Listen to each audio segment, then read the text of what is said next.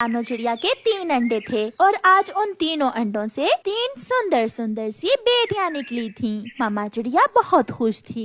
बच्चों, आप घोंसले में बैठो और मैं पड़ोसियों को मिठाई देकर आती हूँ। मम्मा, मिठाई? वो किस खुशी में? आपके अंडों से सुरक्षित बाहर आने की खुशी में बच्चों।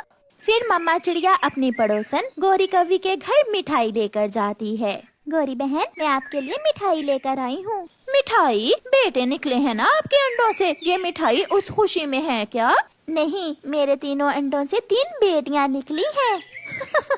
पागल चिड़िया, बेटों की मिठाई तो हर कोई बांटता है और तुम हो कि बेटियों की मिठाई बांट रही हो। इस जमाने में बेटियां बेटों से कम नहीं है। तुम देखना गौरी, मेरी बेटियां बड़ी होकर बेटों से ज्यादा कामयाब पक्षी बनकर दिखाएंगी। मेरे 3 बेटे हैं, बड़े होकर एक एक दाना भी लाएंगे तो 3 दाने घर आएंगे और तुम्हारी 3 बेटियों का तो पेट ही भरना मुश्किल होगा तुम्हारे लिए। गौरी, तुम ये मिठाई रखो, ये तो समय ही बताएगा मेरी बेटियां कामयाब पक्षी बनती हैं या फिर तुम्हारे बेटे। चिड़िया अपने घर चली जाती है।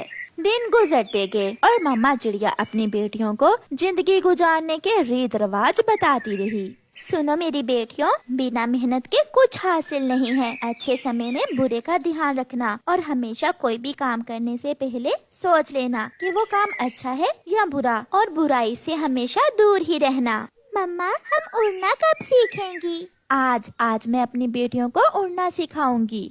उधर गौरी कौवी भी हर समय अपने बेटों को ठोंस ठोंस कर खिलाती रही। कौवा और कौवी अपने बच्चों को पालने के लिए दूसरों का भोजन चोरी करते, कमजोर पक्षियों पर जुल्म करते थे। पापा, आज मेरा मिठाई खाने को दिल कर रहा है।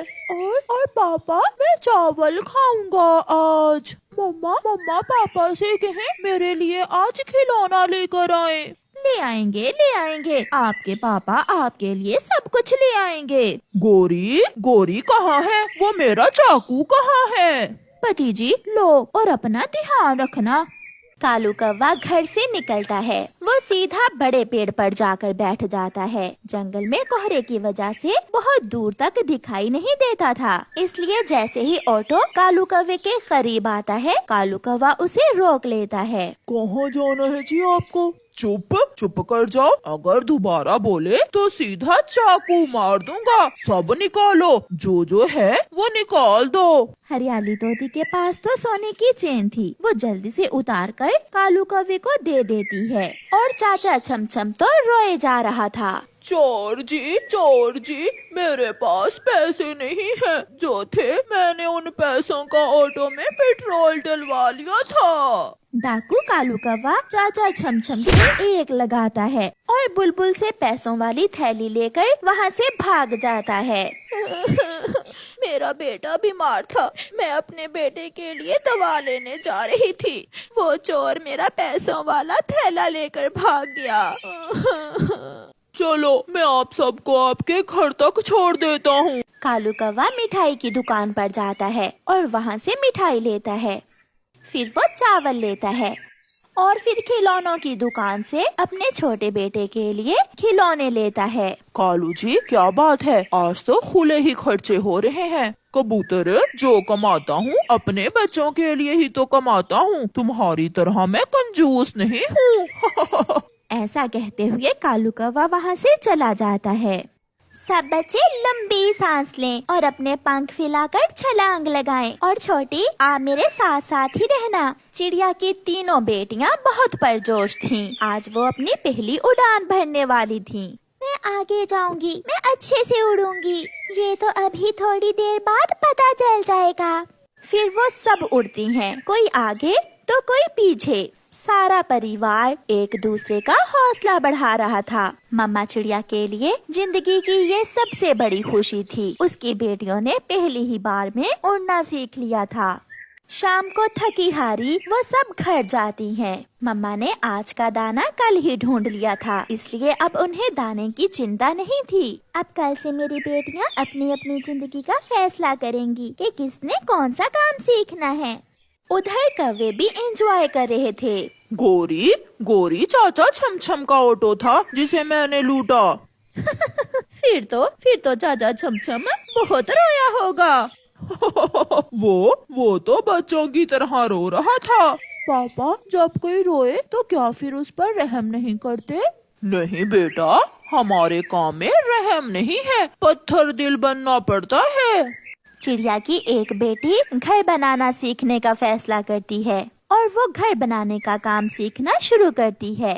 और दूसरी बेटी अपनी मम्मा से कहती है, मम्मा मैं खेती बाड़ी करूँगी, मैं कपास उगाऊंगी। और तीसरी बेटी कहती है, मम्मा मैं गरम कपड़े बनाने का काम सीखूंगी। मुझे विश्वास है मेरी बेटियां अपने अपने काम पर पूरा ध्यान देंगी। समय गुजरता गया और चिड़िया की बेटियां अपना अपना काम ध्यान से करती रहीं। एक दिन कालू कौवा उल्लुओं के घर चोरी करने गया था कि उल्लू उसे पकड़ लेते हैं और वो उसके चेहरे से कपड़ा हटाते हैं।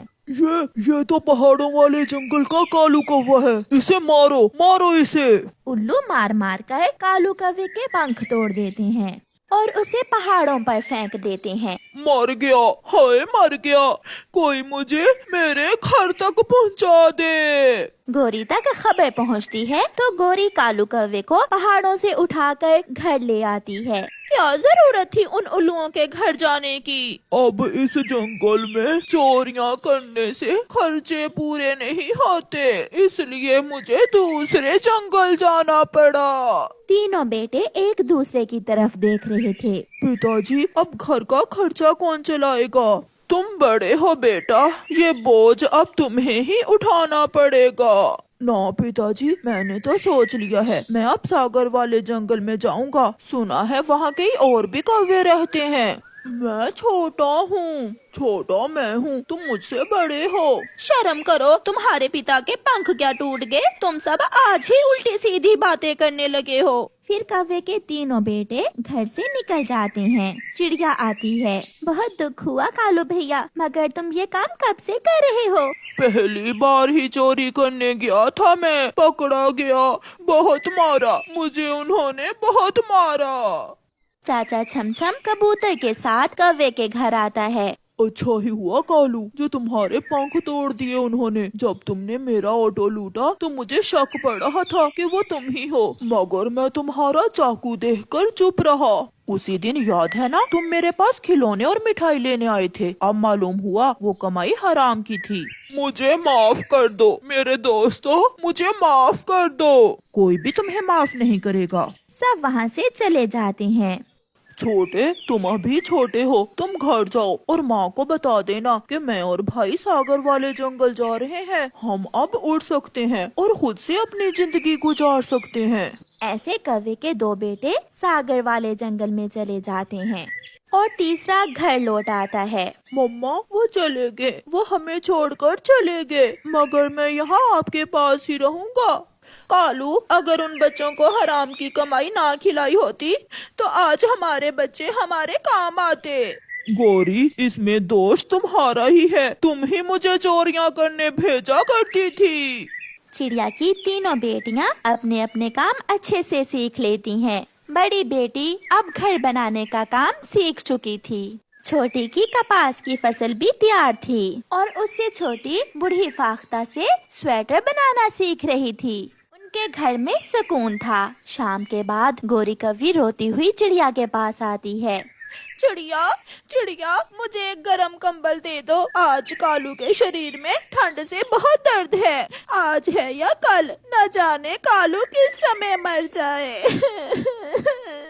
ये कंबल मेरी बेटी ने बनाया है, ये आप ले जाएं। और वो बात याद करना जब मैं तुम्हारे घर मिठाई लेकर गई थी। चिड़िया, वो बात तो मुझे सारी रात सोने नहीं देती। आपने सच ही कहा था, बात बेटे या बेटियों की नहीं होती, बात उनकी अच्छी प्रशिक्षण की होती है जो हम अपने बेटों की ना कर सके। प्यारे दोस्तों, इस कहानी से हमें सीख मिलती है कि बेटी हो या बेटा, उनकी तरबियत अच्छे से करें, उन्हें अच्छे और बुरे का फर्क बताएं। आपका धन्यवाद। दूर किसी जंगल में रहता था एक कालू कौवा और उसकी पत्नी गोरी कौवी। रात का समय था कि गोरी कौवी अपने पति से कहती है, कालू जी, ये हर समय तुम अपने मोबाइल फोन पर क्या करते रहते हो? जब से तुमने मोबाइल लिया है, जब भी घोंसले में आते हो, आते ही मोबाइल लेकर बैठ जाते हो। गौरी तुम सो जाओ, मुझे अभी नींद नहीं आ रही। मैं दोस्तों से चैट कर रहा हूँ।